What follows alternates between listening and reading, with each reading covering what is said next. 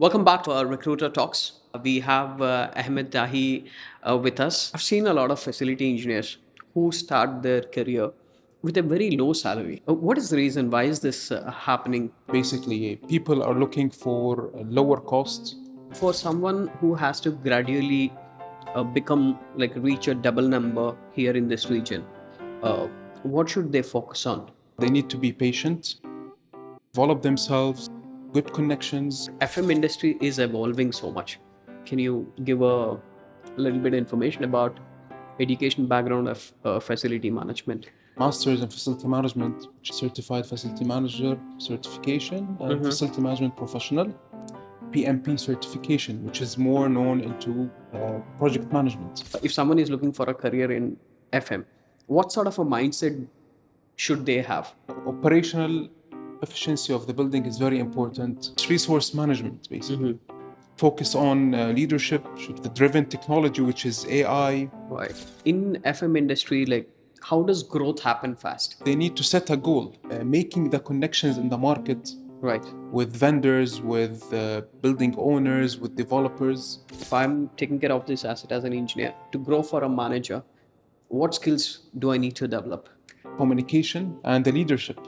How did success came in your case? So success came with a lot of sweat. A lot of sweat, word of mouth, which is the biggest marketing. Right. Strategy, in my opinion. When you serve a client well, he will talk about you in good to other people. Right. And this is when you start perhaps growing. It's not a must that this happens, but this is a path. In parallel, you need to work on being aware about everything that is happening around you, capturing information left and right. The tiniest information is important in facility management. Again, CPDs, career or CDPs, career development programs are important.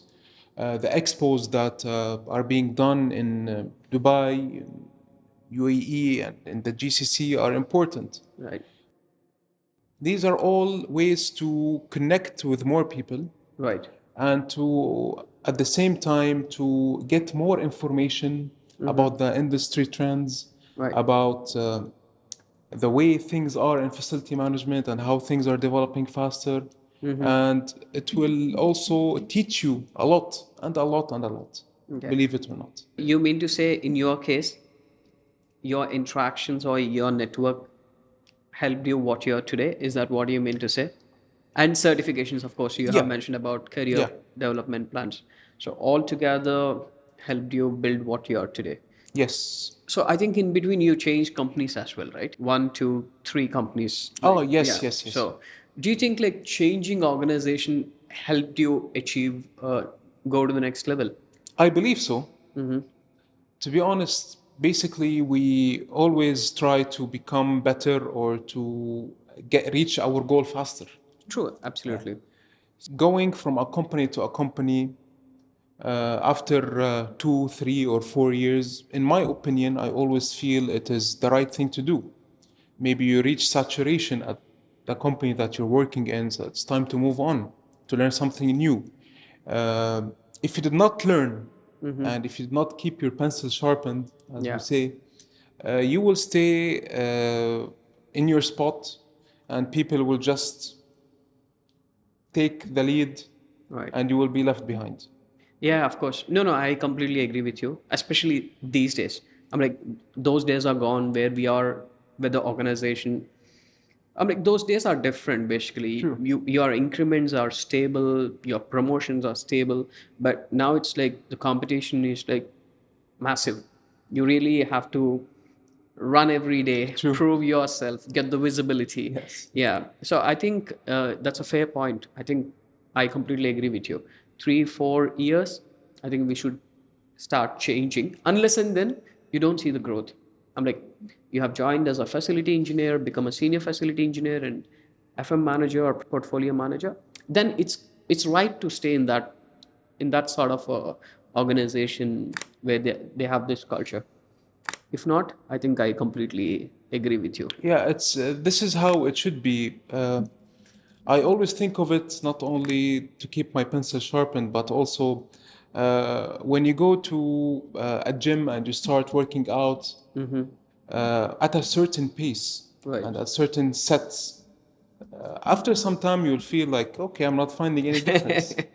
So maybe you need to increase your sets or increase the weights Right. in order to develop further your physique, perhaps. So this is how it is. Understand. So my next question is like, again, I'll go back to the when we hire a lot of facility engineers, right? I'm sure they don't know about AMCs. They don't know about SLAs. They don't know about KPIs. Are these really required for an entry level, or what do you exactly look out for in a candidate? I'm sure you're part of a hiring process as well. What are that like three qualities that you look at when you hire an FM engineer? This might be useful for those who are applying for who came here as a fresher and wants to apply for FM engineering role. Definitely, I will look into the technicalities, Okay. the technical background, the thought process. Right. When there's an emergency, a power shutdown, for example, an HVAC shutdown for a whole building. So how will the candidate think? So I'll give him scenarios, and based on this scenario, he needs to tell me what he will do Right. in order to mitigate the issue if it cannot be permanently resolved on spot. Okay. I will look into confidence. Right. I will look into also communication. Right. If the candidate is communicating well in the interview, believe it or not, body language also plays a very important role. Of course. And during also going into interviews, you will feel that people sometimes, as candidates, they will feel a bit hesitant to answer, a bit afraid. So I try to always calm them down as if it was more of a friendly talk, basically. Right. Right. But I can assure you that these are the things that I look for: confidence, Right. thought process, Right. technicalities. I'm not looking for an extremely technical person or a candidate when I interview or do an interview. Right. I always look somewhere in the middle, someone who will understand what is an HVA system, how Right. it operates, will understand how a pump operates, Right. what are the required certifications for a building, for the lifts, for the firefighting system, for also the water tank cleaning requirements. So these are the most common things that Basically, the technicality falls in first for you, and then next you see like how is his behavior, like the situation, behavioral aspect of it, and then of course you said you're talking about the communication, his confidence levels to deal with. I think there's a lot of element of people management as well, yeah, true. because like once he hits the site, there might be a few supervisors who are reporting in, and then there is a massive, I think minimum number is 20 to minimum 20 technicians or 20 staff reports directly. I think people management skill is also very important, I believe. It's very important, but for an entry level, you cannot take this into consideration. He Right. never managed Okay. a team. But what I recommend to whoever is starting his career in facility management, be as good and as tough in a way or another with your technicians. Right. Tough, I'm not saying tough in a bad way, but tough, try to dig in deep on whatever they give you as inputs. Because facility management is about a communication string. Right. I am not always on site. You have 10, maybe 15, maybe 20 people on site. Right. So if there's any communication gap, the technician, for example, will tell the supervisor something, he will tell me something that I need to report to the client or higher management. Right. Sometimes there's a gap. And when there's a gap, there's false information being driven around or circulated around.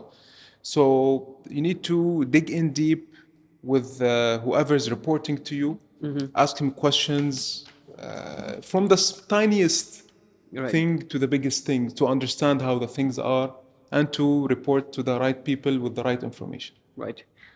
So how is the FM market now? I can say it's very open, Okay. believe it or not. Uh, with the supply, the new supply of properties or units in Dubai, there will be a more facility management required. More Right. roles will be opened. Right. I believe there are many units that will be under supply by the next 2 years. So there will be a lot of job opportunities Right. for different roles, different entry levels, basically. Right. We also missed on to touch on there's a lot of system aspect. I'm like there's a lot of applications that the engineers have to use these days, especially these CAFM applications. Uh, they're easy to learn, I believe, right? Like with the work. Yes, they are easy to learn. Like, whoever is computer literate, he will Okay. understand how to do basic operation on such systems. So these systems are important in our industry, Right. since they manage the day-to-day operations Right. of the building itself, from tenants' complaints to perhaps preventative maintenance, Right. requirement of the building, to any proposals, any reports. There's a lot of writing, Yeah. in the I, facility I wanted to management. ask you that question as well. So there's a lot of AMCs that you need to manage. Yeah. The annual maintenance contracts, or you have to set the contractors' service level agreements, which are the SLAs. Probably you might have to set up the KPIs. I think one of the top questions that is asked to any of the engineer today is like, uh, are you aware of setting up SLAs and KPIs for your contractors? There's a lot of contractors management as well. We mistouched that. So I think once an FM engineer, I'm like any entry level who has taken the career of FM engineer, I think they need to learn these aspects, not just like just managing the site, or they need to learn the systems. They need to understand how to manage their staff, their contractors, managing their SLAs and KPIs of the contractors. There's a lot of element, a lot to learn, I think, right? It is, yeah. And as I said earlier, you need to put on a lot of different hats. Right. You need to know how to manage a contractor. Right. Managing a contractor or a specialized team that you have a contract with under you is different than managing your team or in-house team. Right. Managing a customer is different than managing your team. So there are many things that you can learn, and characters can develop. Right. An engineer's character can definitely develop in facility management due to the several or multiple interactions you're going to have with different parties or different stakeholders, let's say, to complete a contract or to complete a project. And this is how it is in facility management. Right. I think we need to take this opportunity to let anyone who is in the facility management, especially entry level, we have to take this as a medium to let them know that just don't manage the property and stay in the property. You have to understand beyond what's happening. I'm like from a technical perspective, not just maintaining the building, also understand about business, understand what sort of profit you're getting for this asset, managing the profit. I think that's when you grow as a manager, I believe. Of course. Again, when I said profit, I'm not focusing on the company's profit. At least the portfolio that you're managing, I think you need to understand the broader perspective. I think that helps you grow. True. I agree. You need to understand the commercial side of things and the technical Absolutely. side of things. Yeah. When you get the commercial and when you get the technical, and you get developed in both, Right. There's always, every day you can learn something new. I'm not telling you I know everything. And we learn. We will not reach to a point where we will not learn anymore in life. So when you get the technical and commercial aspects of things and learn more about this aspect as business. Because in the end, a business as an FM service provider, or it's all related to, in the end, the money, the Right. cash flow and all of that. So this is very important also to definitely reach to a facility manager job, or to even grow higher in this industry. Wonderful. So I think we have touched a lot of aspects on FM industry. I just want to ask you, what is the one thing that you always look at in your team members, or in the last 9 years? What is that you felt, oh my God, this person is not the right one? If he had this skill set, or if he had this technical ability, he would have been better. What is that one thing that you always look out for? I always look into customer service. Customer service. All right. If you know how to talk to a client who's angry, half of the problem is solved. Right. A client or a customer, a tenant, whoever it is, if you know how to communicate and just take in all of this negative energy, let me call it, All right. the angriness and all of that, so you will be able to solve the problem instantly. So it's always and very important to be customer centric in this, Right. or centered in this industry. It will solve 80%, sometimes. I don't want to say 80, maybe 60 to 80. Let me put it into this percent of the problem. So this is how it is. Right. I always try to ensure that at least I have 2 or 3 on the site who are good in communication, who will understand the tenant, who will take all of this from the tenant and then solve the problem. So I always make sure, because this will again solve half of the problem, if not more. True. I think that's what you are looking at when you're interviewing the candidates as well. Yeah. Perfect. So before we end this discussion, just wanted to quickly understand. I would expect like a one-line answer. So what is one line of advice that you would give an aspiring FM engineer? I can tell any new graduate who's looking for a facility management career: be patient, work hard, be aware of your surroundings, and try to learn everything as soon as possible, although it is kind of tough, but at least to touch base on the basic aspects of facility management. Right. And I'm sure, is there anyone who inspired you to, or who helped you during your tenure in FM? Were there any books that helped you? Were there any influencers? What drives you? What drove me is basically the hunger maybe to succeed. Right. And we solve problems. Okay. So there's a problem, regardless of who created this problem. Right. We solve such problems. In case of, a problem is an AC water leak, for example. Right. A problem is a bad cleaning job, for example. So we are there to solve problems, and many people thank us for it. Right. So this will give you an immediate drive to keep going and keep pushing, and to go more for the customers and the client. This is also a way, or this is also a path that will take you to success one day. Understand. So my next question is what is the one quality every FM leader should have? I think that goes to problem solving or the customer service aspect of it. True. Well, it was a wonderful discussion, Ahmed. I'm sure we have touched on various aspects of facility management. This discussion, I believe, whoever is watching, especially those new graduates or who have 1 year or 2 years experience, at least help them to get to the next level is what I'm expecting. They would at least now focus on what I have to achieve. I cannot be in this role for the next whatsoever many years. They would, I think, by looking at this episode, they will at least have a roadmap. Prepare their in career development plan. Probably, as I said, some certifications that needs to be done. They do certifications. again, as we discussed, someone who is just working as an engineer and not focusing on other aspect of FM business, which is surrounded by various other aspects. I think they have to focus on this.